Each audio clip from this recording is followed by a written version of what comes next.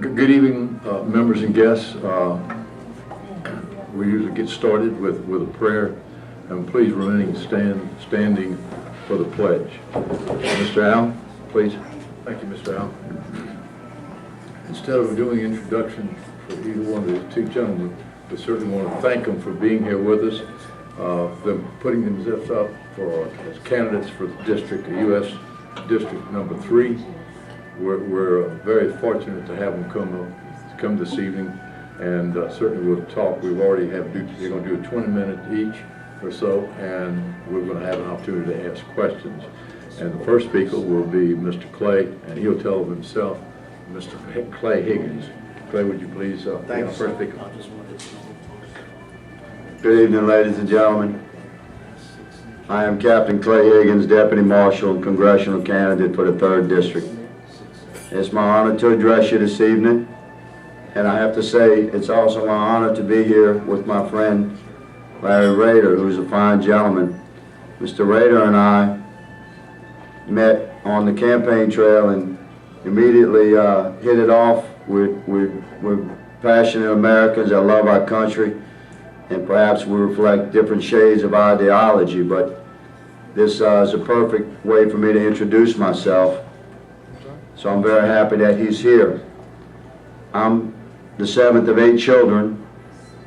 I was born in 1961. I'm 55. And my family reflects every shade of ideology. And yet we gather.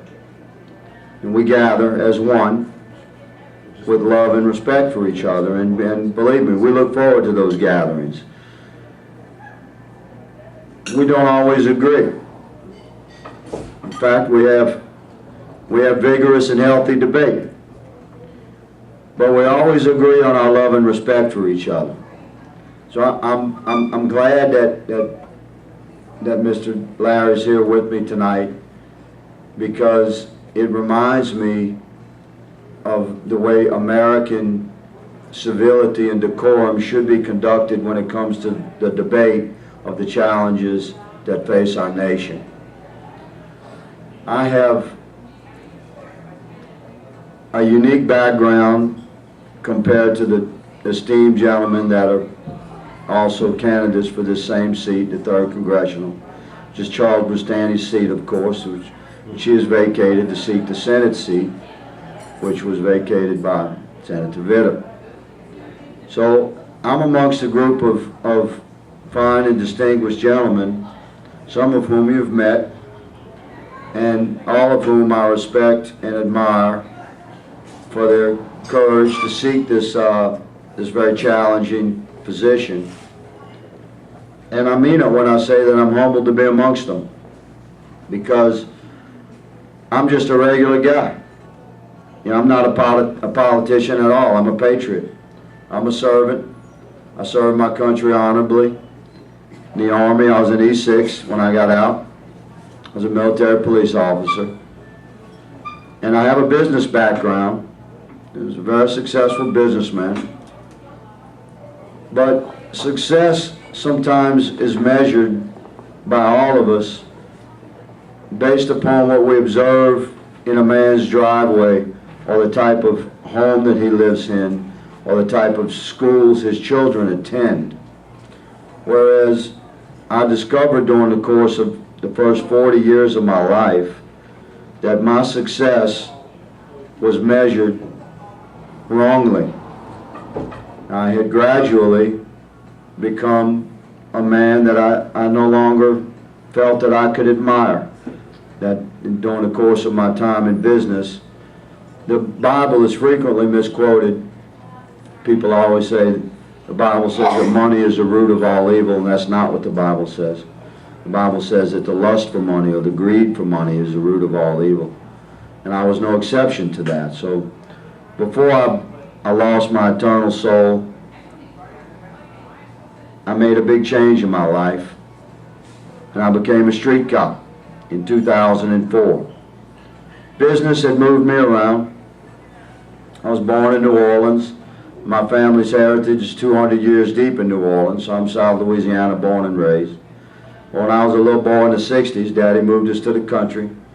He bought 42 acres of land in St. Tammany Parish, built a large barn, and we raised and trained horses. That's how I grew up.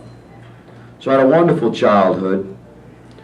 And when I look back upon the lessons that I learned from my mother and my father and my older brother and my older sisters, my aunts and uncles, and the people that the Lord provided for me in my life, I wonder sometimes how I was so stubborn.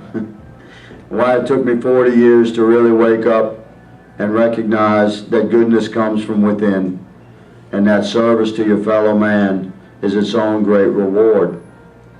So gradually I had ended up living in St. Landry Parish, where I still do. My wife couldn't be here with me tonight. She had another engagement she had to take care of. But she's a wonderful woman. She's certainly the light of my life and my much, much better half. If you've ever met Miss Becker, you'll know what I mean. But we live a happy, humble life. And as a street cop, through the years, I became a highly decorated officer because I'm a constitutionalist. I'm a conservative Republican man, but I consider myself a constitutionalist because it matches quite well with my compassion and my love for all my fellow man. Once again, I refer back to my family. We gather as one despite the varying shades of ideology and political affiliation amongst my siblings. And I believe that my family is reflective of the American family. I believe my family is reflective perhaps of yours.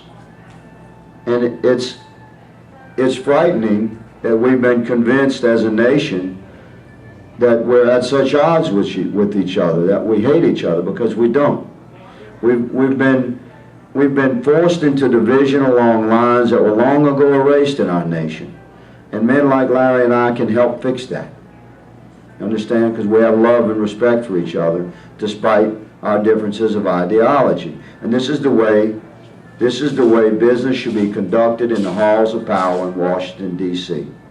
As a street cop, through the years, became highly decorated and recognized because of my constitutionalist principles. The Constitution serves us all, every one of us, every color and creed, every shade of ideology, every heritage and background and ethnicity. The Constitution is blind and serves us all. The Bill of Rights is written for us all. Our civil rights protect us all. So as a police officer, through unwavering recognition of civil rights and through a passionate belief in the constitutional principles that formed our country, the Christian principles that formed our country, I gradually became well recognized as a police officer that could be counted on amongst the citizens of my community. And in 2014, in November, less than 2 years ago, my sheriff asked me to be his public information officer. And part of that job was the performance of the weekly Crime Stoppers public service announcements. I had never done anything like that before, but I did my best with it. I had no idea that these Crime Stoppers segments would become so widely popular and would make me so well known across the nation and indeed in other nations. I've been advised by my IT people that my videos have been viewed somewhere approaching 100 million times, not just across America, but in 17 different nations identified, and they've been translated into 8 different languages. Ladies and gentlemen, I didn't seek that. I didn't ask my sheriff to become his spokesman, his public information officer. He asked me. I was a night shift cop. You understand, out there, unseen, unheard, underpaid for sure, right? But it was not my idea to become well known, but it happened. It happened, and I believe in my heart that this was the beginning of God's will to alter my course in life, which brings me to where I am now. Because in February of this year, I resigned from the sheriff's office as a matter of principle, from a sheriff that I love and respect, and served faithfully and honorably and unwaveringly followed his orders. But at one point, after the Gremlins video, when I was given some commands that I could not conscientiously follow, I resigned my position as a matter of principle. Rather than sacrifice my principles, I sacrificed my job. Now, that's the man that I have become after leaving business and rebuilding myself from a spiritual level. And I refuse to go backwards by sacrificing my principles and participating in something that I felt was wrong. But I have to tell you, ladies and gentlemen, I was a poor fella. Now, I'm a thousandaire, not a millionaire. My wife and I lived a humble life. We had just paid off our single-wide trailer in Port Barry and bought a little piece of land, 1.2 acres of land north of Port Barry in farm country. My wife and I live in a 1,000 square foot, 65-year-old wood frame home. We have 9 cedar trees, 2 magnolia trees, and you ladies have got 2 bushes with some kind of flowers on them. I don't know what they are.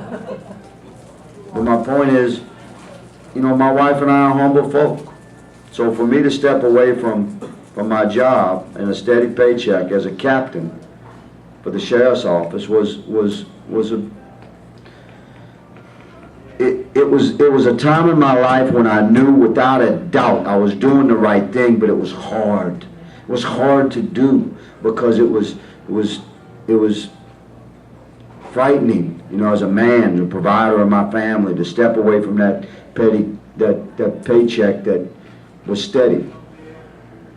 And I learned in my life that God will close a door and He'll open a bigger one. We must be patient. We can't be impatient. We can't be impetuous about the decisions we make at major crossroads in our life. The Lord wants us to contemplate and pray, so my wife and I did. And it was during that time frame, within the 2 or 3 weeks after I resigned from the sheriff's office, that I received thousands and thousands of messages from I'm humbled to say, from the millions of supporters that I have across the country and the world, encouraging me to seek federal office and serve my nation at that level in Washington, D.C. Feel my spirit, hear my words. This is something I had never, ever, ever contemplated in my life. The most I had ever thought of was maybe one day I'd run for sheriff or chief of police. Every squared away cop thinks about that. And I was a squared away cop. You see my uniform, I got a stack, right? So I'd be lying to you to tell you I never thought about running for office, but as the Lord is my witness, it never even crossed my mind that I could potentially serve my nation at that level, at the federal level.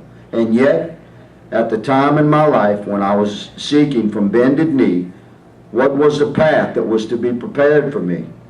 What did the Lord intend for me? I received so many messages from wonderful patriots like those sitting amongst us here, imploring me to seek federal office. So it became clear to me that this was the path that had been prepared for me, and I embraced it. We announced my candidacy on May the 18th. I was late getting into this race, as was, I believe, Larry. We're each spirit-driven men, and again, I acknowledge my admiration for the gentleman sitting to my left. But I was late in the race. It was already a heavy field. When we came into the race, I told my staff of volunteers, virtually all volunteers, that the creed of our campaign would be based upon the words of our Lord through Paul in Corinthians, when he told us, place not your faith in the wisdom of man, but in the spirit and power of God. That this is how we would win this thing. That if it was to be God's will and the voice of the American people of the 3rd District of Louisiana for me to serve my nation in Washington, D.C., then that's what I would do. But we were not going to do it by becoming politicians, or becoming dirty, or becoming involved in ugliness that we see in politics today. And thus far, that's how it's been. We've run a very clean, honorable campaign, and we intend to do so through November the 8th. Right now, where we are, depending upon a poll that you read, we're either in first place, tied, or in second place. And I'm humbled by that. Because, again, I stand amongst a field of very distinguished gentlemen, any one of which should be a wonderful and passionate servant for the people of the 3rd District of Louisiana. And yet, for some reason, the voice of the people, through polls at least at this point, have selected me as one of the front runners in this race. And it's highly likely that I'll end up in a runoff with Scott Angel after the initial ballot. Now, I'm Irish by birth. There's an old Irish saying, there's many a slip twixt the cup and the lip. So I don't take anything for granted, and I have a great deal of respect and admiration for the other gentlemen in the race. They're fighters. They're all swinging hard, and everyone's campaigning through the 8th, and I respect that. That's where we are. That's why I got in this race. I got in this race not as a politician, but as a patriot called to serve. I've responded. We're postured to win. We believe we will. And as your servant, I only make you one promise. It's the only promise I've ever made on this campaign trail. That I'll begin each day from bended knee. An imperfect man, driven by the perfect intent to serve my God, my country, and my family. I am Captain Clay Higgins, and that's a promise that I will always keep. I thank you very much for listening to me, and I'm happy to answer questions from any of you at this time.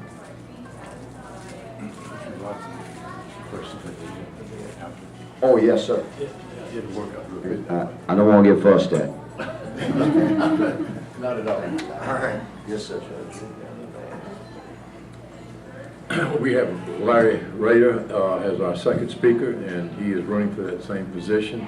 Larry, would you please come up and give us a presentation? Sure. Let me begin by thanking concerned citizens for good government for allowing me this opportunity to be here this afternoon to speak with you. Indeed, it is a pleasure to be here. I want to start off by talking a little bit about myself so you guys can kind of get to know who I am. I'm from a very small town, Jeanerette, Louisiana, which is I guess about maybe 20 miles from here, east of here. I'm one of 8 children, 4 boys, 4 girls. I finished high school in 1971, Jeanerette Senior High. Joined the military. I was in the Air Force, served in the Air Force. I'm a Vietnam era veteran, served in the Vietnam era. Attended the University of Maryland, attended Ohio State, as well as the University of Southwestern Louisiana here in Lafayette. Wife got pregnant, and I decided to go work offshore in the greatest industry I could ever make a lot of money in, which was the oil industry. So I worked for Shell Oil Company for about 8 years. And then I decided to go in business for myself, and that's where I am today. I'm working for myself in real estate as well as in insurance for Shell Oil Company, for Allstate Insurance Company. I worked for Shell Oil when I was offshore.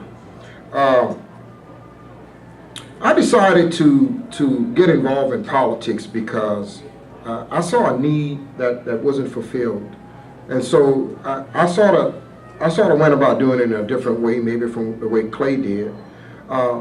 I started getting involved in committees, and I thought that was the perfect place to start. So I started out as a chairman for the Mosquito Abatement Board in Iberia Parish. And then I moved from there, and currently I'm president for the Port of Iberia. So I kind of took a different route. I sort of learned, a little bit about politics by sort of getting involved in it as being a community leader. And, this opportunity, like Clay said, came up when Bustani decided to run for David Vitta's seat after he lost to Governor John Bell Edwards, and it was a good opportunity for me. I ran for state representative a while back, and we didn't win that. We did about 30% as our first run. And we feel we have the things that's necessary, and I feel that we have the right platform that's necessary in order to win this race come November the 8th. I want to share that platform with you, if you don't mind. I'd like to talk a little bit about what do I plan to do for Louisiana? What do I plan to do for the 3rd Congressional District? Well, one of the things that's high on my list is equal work for equal pay. Now, equal work for equal pay, to me, is a no-brainer. And what that means is that if a woman is working a job, she should get paid the same pay as a man that's doing the same work. And it only makes sense. And by the way, that is the law. It's not being enforced right now in the way it should be, but it is currently, it's the law. I would like to put a little bit more behind that to make sure that it is enforced on a federal level. The other thing I want to talk to you a little bit about is our economy. And what could we do to increase our economy, to make our economy a better place? And one of the things I see every day is individuals that's working in your smaller restaurants like Burger King, McDonald's, churches, Popeyes, and they're working for minimum wage. 60% of the households are headed by single women. And they're working in these jobs. Now, a lot of people will tell you that some of these jobs are entry-level positions. Well, I would advise you to go and look and see who's working behind those counters. Those are people that are working, some of them are working 2 jobs, and some of them, that's the only job that they have. So I would like to see the minimum wage increased. I would like to see $14 an hour. I mean, I get it, I'm one person. When I go to Congress, I'm just one vote. But I would like to see $14 an hour. And when you sit down and you figure out what it costs for a person to live a decent life in America, $14 an hour is fair. So what would $14 an hour do? Well, first of all, it's going to stimulate the economy. Because those individuals that didn't have money before, they're not going to save that money. They're going to spend it. They're going to spend it on things that's necessary. And not only that, but it also will remove some of those individuals that's on social programs and move them away from the social programs and allow them to make a good living and pay taxes. That's what it's all about, right? That's what it's all about. You know, those same individuals, some of these young people that are working today, some of them decide later on they may want to go to college to live their American dream. And that's great. You know, my daughter went to college. I have a daughter right now going to be a doctor right now. You know how much it costs to be a doctor? It's very expensive. You know, so listen, we've got to do something. As Americans, look, we bailed out Wall Street. We bailed out the banks. We bailed out the auto industry. But you know who we didn't bail out? You, the American people. We didn't bail you out. And so what I would like to do, if I'm elected as your congressman, I would like to tax the 1% at the top so that young people can enjoy an affordable college education, or maybe even forgive them for some of the loans that they may have. Listen, these kids, if you have grandkids or you have kids, they are strapped in debt. They can't buy homes. Some of them can barely buy cars. Some of them credit is so bad until they can't buy anything. So we've got to do something about that. We're going to be judged based on how we treat the next generation. And I think we will do them some service by allowing them the opportunity to have an affordable college education and not one that costs so much until they can't afford it. Let's talk a little bit about the Affordable Health Care Act. You know, as a business person, my insurance went from $250 a month to right at about $800 a month as a small business person. And that is too much. That's entirely too much. Now, I don't know if you know it, but the Affordable Health Care Act was something that we had to have. A lot of people was paying for the services, and they weren't paying the bills. So sooner or later, the hospitals were going to go under. So it was something that we had to have. But I think there are some things that we could do to make the Affordable Health Care Act a little bit more affordable. That's what it should be. That's what it said, affordable. One thing we could do is a Single Payers Act. We can employ that. We also could look at buying and removing those laws that prevent the government from buying medicine in a bulk form. We can do that. There are a lot of things that we can do from a governmental standpoint to make health care more affordable.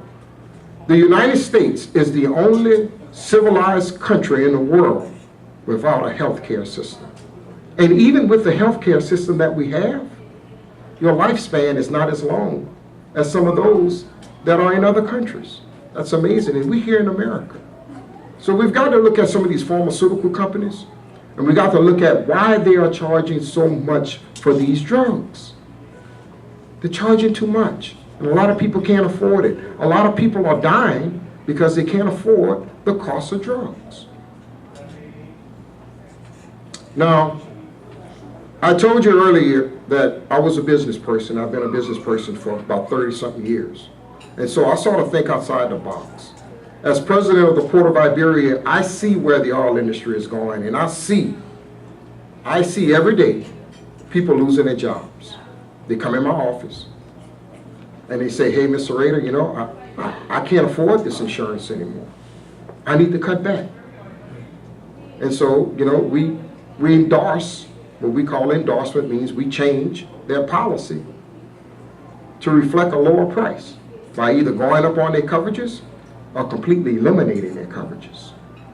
Now, listen, we've been involved in the oil industry for a very, very long time, and the oil industry has been great to us. It's been good to me, it's been good to my family. I mean, I sent my child up to school to get an education.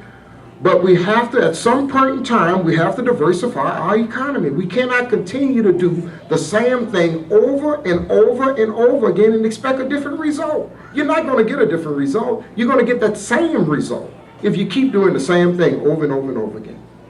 So, where do we go from here? How do we diversify our economy? You know, listen, I'm not going to give you a problem without a solution. We diversify with green energy, the future. The future, green energy, hydrogen, which is the most abundant element in the universe, solar panels. We have them offshore, and they last for years, okay? They last for years. Windmills. We got all these abandoned structures offshore. What are we going to do with them? Put windmills on them. How many wars we've been involved in the United States over energy? Think about it, energy. That's the big thing, energy. And so I feel I have a solution. I feel I have a bridge that Louisiana workers could cross over. And I tell you, I think I am the only candidate that will stand up here and tell you I support green energy. I don't think any one of them will tell you they support it. I am the only one. And it is the future. And it's going to happen whether you want to or not. It's going to happen regardless, okay? So we may as well accept the future because it's coming. Now, I want to talk a little bit about the fat elephant in the room. Everywhere I go, I call it the fat elephant in the room. Now, what is the fat elephant in the room? It's not me, and it's not you. It's mental health. Mental health. Mental health is that silent killer that's in our society that has not received the proper attention that it should. We have people every day losing their lives because they can't receive help. And this is a civilized society, and you can't get help. You can't get help when I fall. You're not there to help me up because I fell. You're not there to help me because something is not right. I come back from Iraq and I can't adjust. You can't help me. I know because I served. And I know how hard it is. It's not easy. And you have a lot of guys coming back right now today, and they can't get the help they need. They gave the ultimate price for you so you could sit here and listen to me and have a decent meal. But they cannot get help. It's wrong. It's a shame. It's a shame is what it is. And there are ways that they can get help. And there are things that we can do. But we the people, we have to decide that we've got enough of that old Washington-style politics, and we're ready to send somebody up there to Washington that's willing to do some work and get some things done. I am a very active person. I'm a very active person. I believe in working. I was raised to work, and I'm not going to stop until I solve a problem. I see a problem. The things that I've mentioned to you are all problems right here in the 3rd Congressional District that has gone unheard of for the last, 10, 12 years. We're even closing mental institutions now. Just the other day, the guy in Dallas, Texas, let's go there, because it's all over the nation. He pulled out a weapon. He killed several police officers. That guy was prior military. That guy had problems, and he wasn't receiving the care that he needed. Okay? We had one, let's get closer to home. Let's go right here to New Iberia. They had some parents called. Their son was acting up, misbehaving. They called the police. The police arrived on the scene, told him to put the weapon down. He had a knife in his hand. He wouldn't put the weapon down. So they pulled their gun out and they shot him. Now that guy is 6 foot under right now. You think that's right? You think that's where he belongs? Because he had a little mental problem? No. We have to do a better job, even with our police department. We can do better. We don't have to accept what's here. We have to have community policing. We have to be able to work with people. That's what it's all about. That's what America is all about, working with people. Now, what would have happened if we would have had a professional to go to the scene in New Iberia that was qualified, that had the mental health qualifications to deal with that individual? You think he would have been shot? Or you think maybe they would have talked him down and he'd still be alive today? We don't know, because we don't have that. It's not part of our tactics right now. Police do one thing. When they pull out a weapon, they're designed to do one thing: hit center mass and kill until that target is down. And we've got to start thinking about these things. We've got the guy that, here, let's get closer here to Lafayette. The guy here that was in the theater not too long ago, and he took several lives. That guy had mental problems. Look, this is a big elephant in the room. So what I propose, from 2nd grade on up to the 12th grade, that we have a mental health professional in our schools. Not a counselor. We continue to have those. Counselors are there to help you decide where you want to go with your education. I'm talking about a mental health professional that's there to help some of these kids make their transition as they go through life, as they pick up some of these problems, some of these bad habits. Somebody to talk to, somebody that can help you when you need the help. Somebody that could find out whether or not maybe mom's working a night shift. You come to school and your work is not done. Why isn't your work done? What happened? Somebody that you could release to. So those are some of the things that I would like to see proposed. I don't want to take up too much more of your time. I know there's going to be a question and answer session. I can't wait for it. I'm really excited about it. My name is Larry Rader, and I want to be your next congressman. Thank you very much.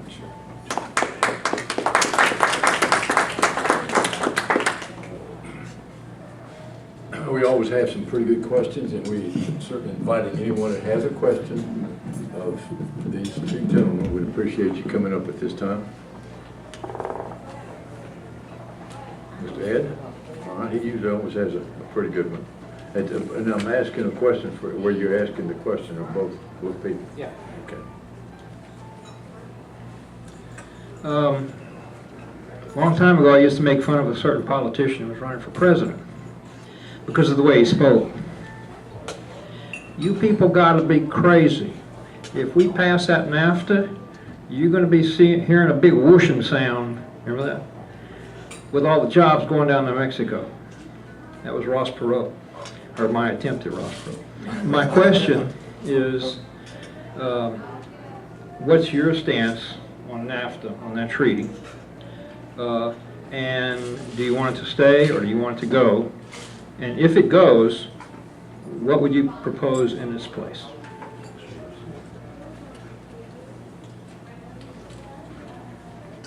I remember when Ross Perot said that. Said it'd be a giant sucking sound. Yeah. He was right. I'm against NAFTA. I was against it then. I'm against it now. Sorry, partner.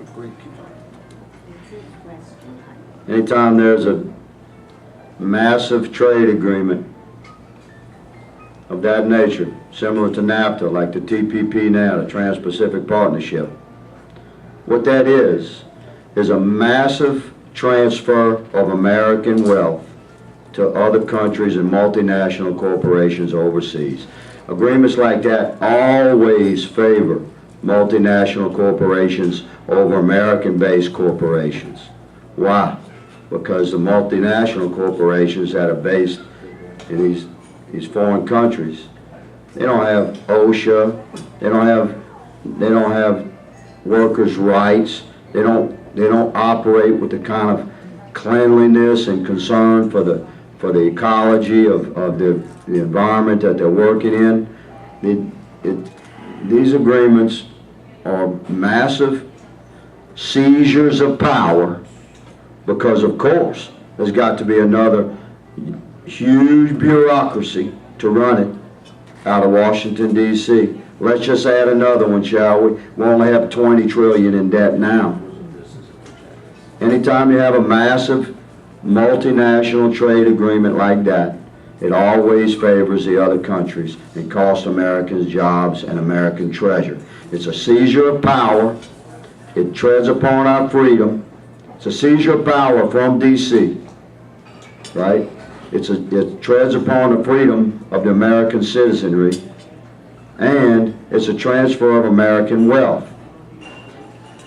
My posture as a constitutionalist is that the federal government should be as it was envisioned by the Founding Fathers, small, efficient, and effective, wherein the specific rights and powers of the federal government are enumerated by the people.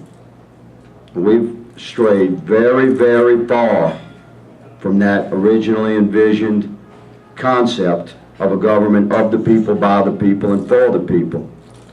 Trade agreements, to close on answering this particular question, partner, trade agreements with whatever nation, I'm all for scrapping or renegotiating these trade agreements we have with China, Russia, Mexico, Iran, and any other country that profits from the toil of American labor and the sweat of American workers. Every single trade agreement, no matter who it's with, should have one common thread woven through it. America first, American jobs first, American workers first. And these massive trade agreements, like NAFTA, I'm completely against it. Trans-Pacific Partnership, I'm completely against it as a congressman. That would be my posture.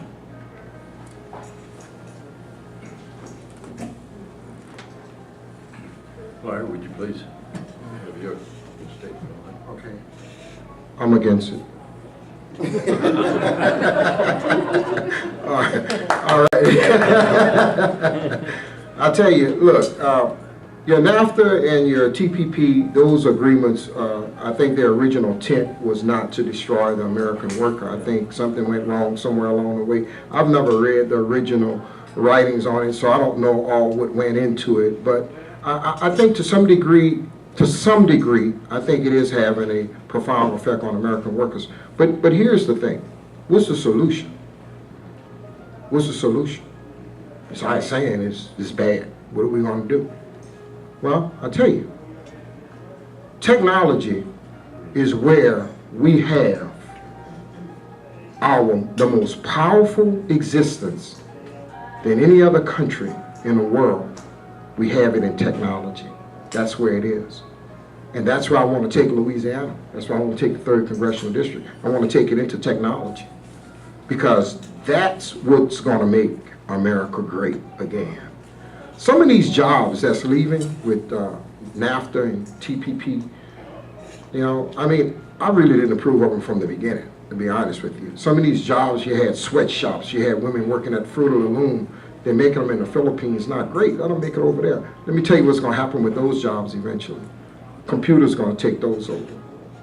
Just the other day, I saw a computer, not a computer, a robot, which is a form of a computer, that had the dexterity to take a box, a 1,000-pound box, off of a bench, pick it up, and place it on a shelf. And then turn around and pick up a glass of water put that same glass of water on the shelf. That's technology, and that's where things are going. And I think America has to wake up and realize some of those jobs are never ever going to come back. They're just not coming back. It's just not part of what we do. And I tell you, look, the world is moving. The world is moving. Technology is moving us very, very, very rapidly. And you know what? The train is about to leave the station. And if you want to get on it, you better hurry up and get on it, because it's not stopping too many. It's not making too many more stops. In Louisiana, we're always last to do something. I would like for us to be first in something. And I think the platform that I have with the green energy, the hydrogen, let me tell you what hydrogen can do. Let me go a little bit deeper into my platform. You've got all of these small communities. When I travel throughout the 3rd Congressional District, look, you have Baldwin, you have Morgan City, Jeanerette, St. Martinville, New Iberia. All these little small communities are hurting. They're hurting.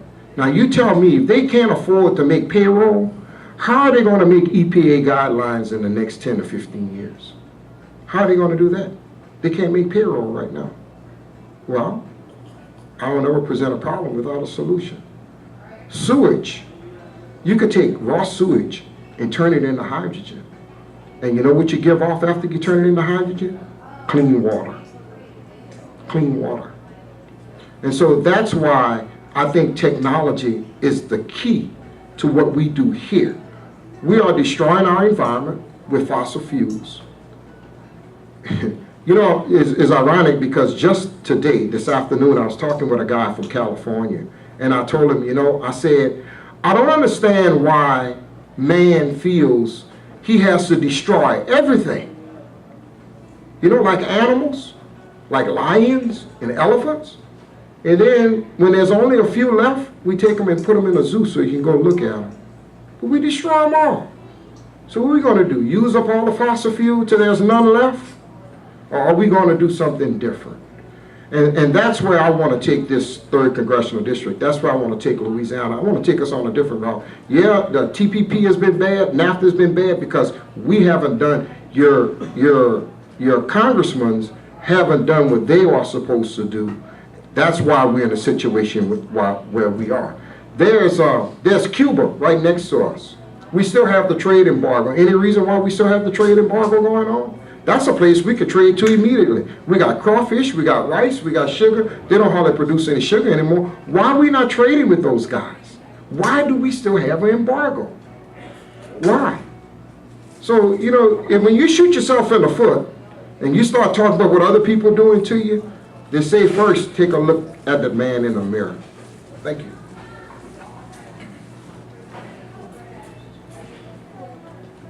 Larry? Don't have a question. That's highly unusual. Ms. Jackie, would you please come up?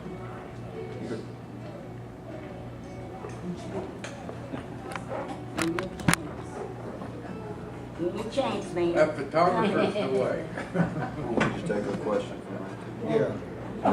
She knows how to move She'll it. be able to, you take the mic. We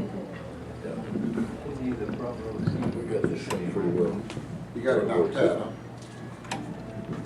I want to get up here so I can get a better look at these men.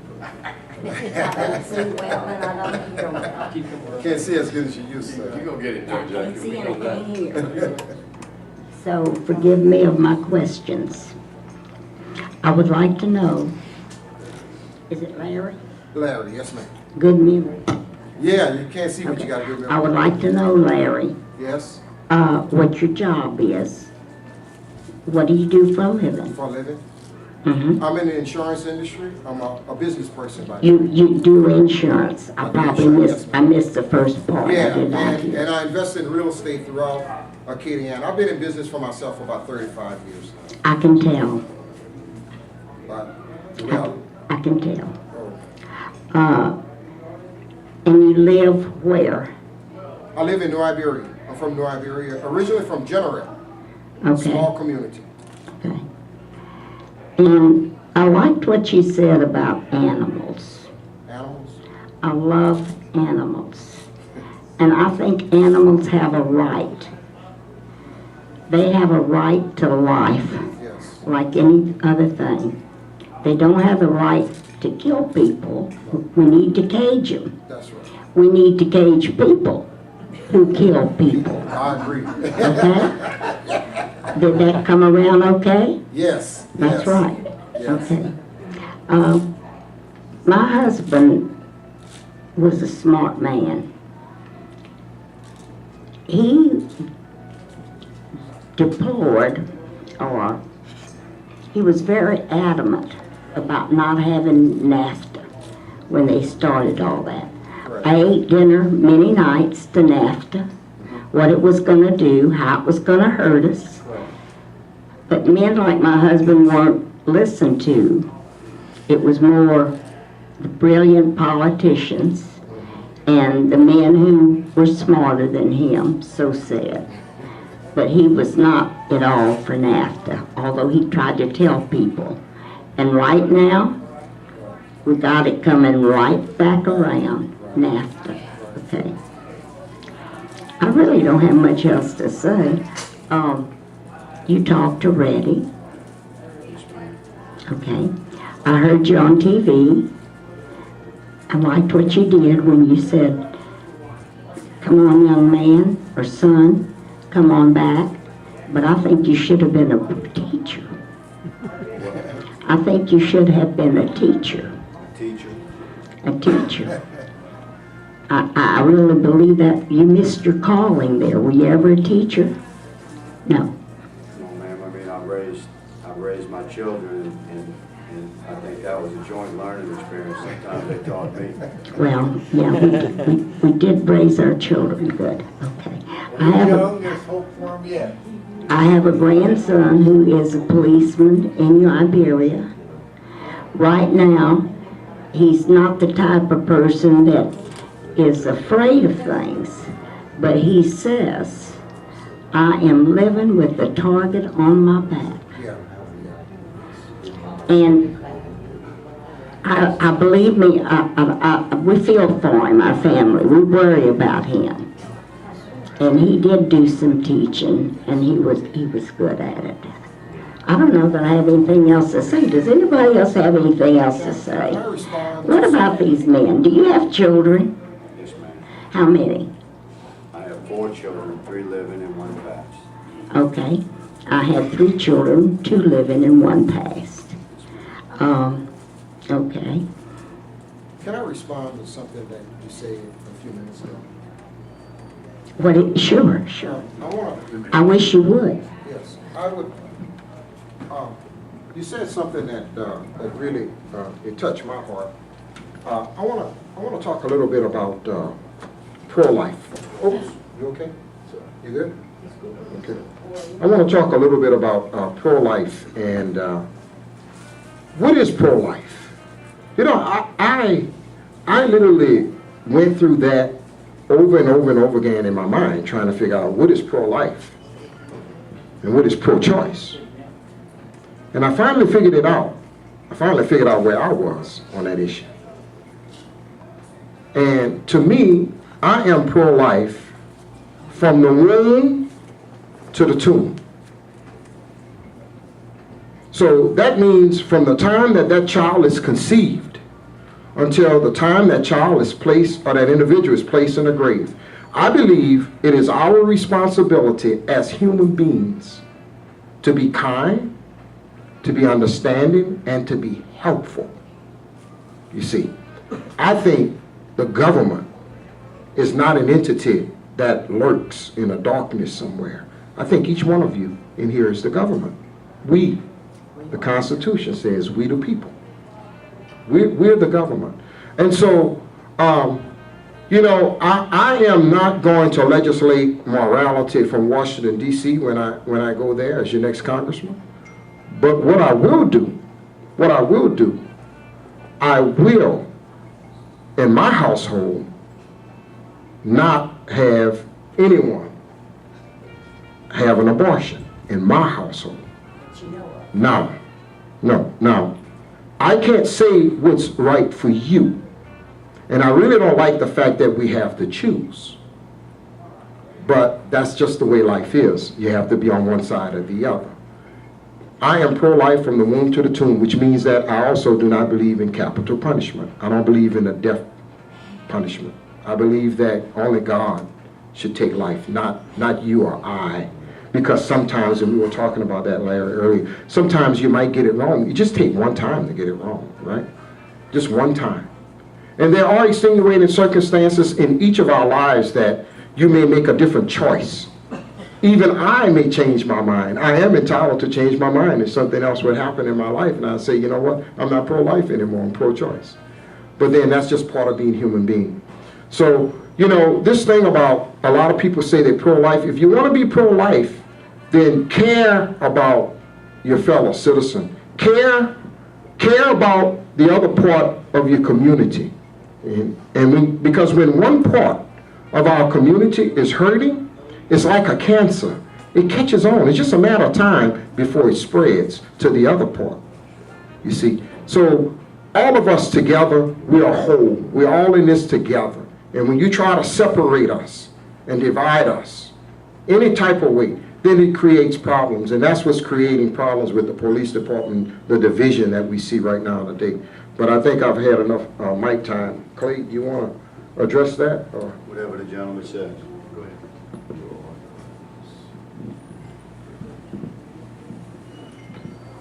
Respectfully, the federal government is too involved in our lives. The federal government is too large. We are a republic of 50 sovereign states. Many of the suggestions regarding the path that our nation should take to address the challenges that we face call for spending the money and growing the federal government. We're already spending too much money, and the federal government's already too large. The closer we keep our money to home, the more efficient it is, the more effective it is. When we had our recent epic flooding, the 1,000-year flood they referred to it as, it wasn't the federal government that got us out of that. It was churches and the Cajun Navy and the Cajun Army. It was families coming together. It was a strong community. Every one of those dimes that was invested and collected by churches and families and small groups, it went straight to the people that needed it. Now, how much of that money you think would have gotten? How long would it took if we'd have sent it to D.C. and begged them for a little bit of it back? The federal government is too large and too involved in our life. Regarding energy, we all would like to have free and unlimited energy. I certainly agree with private endeavors to develop green energy, but I don't think the federal government should have anything to do with that, taking the people's treasure to develop something that geniuses and universities have not been able to come up with in their laboratories in colleges. I support coal, oil, and natural gas. Talking about the oil and gas industry. The value of a barrel of oil goes up and down, we know that. But over the last decade, the federal government has written hundreds of executive orders and enforced them through branches of the alphabet government, the fourth branch of government, which was never envisioned by the founding fathers and operate completely outside the parameters of constitutional control. The EPA, the DOE, the ED, etc. The list goes on and on. They devour the people's treasure and tread upon the people's freedoms. Russia, speaking of oil, the landmass of Russia spans 11 time zones. 11 time zones. 70% of its landmass is unexplored. Every time you turn around, you read about another vast discovery of natural gas or an oil reserve. Deep sea drilling is just reaching a point now where they're discovering these vast reserves of natural gas and oil. I'm all for green energy. I've often thought, Larry, to agree with you, partner, that I don't know why every roof doesn't have solar panels on it. Seems to me that would be affordable by now. You know, where a regular fella building his house or having to replace your roof, we have to replace our roof on a pretty regular basis in Louisiana. And it seems to me like I've thought many times, partner, driving across the country. I travel the country speaking to law enforcement agencies. And every time I look at a roof, I think it seems like there ought to be solar panels on it. So I'm not anti-green energy, I'm not anti-solar energy, but the lifeblood of our nation is oil, natural gas, and coal. Electric cars run on coal. Coal produces 60% of electricity in our country. That's what these little electric cars plug into. When you plug in your electric car, it's running on coal. 60% of it is. The other 40% is running on oil and natural gas. That's what powers the grid. So, although we're all very hopeful for a bright future, but we have free energy and green energy, the bottom line is what we need now is jobs. And these jobs are not going to be created in South Louisiana. Thank you very much, and the meeting stands adjourned, and we're looking forward to the 7th of November. Thank you very much. Hey, thank you all very much. I had to do that. You did good.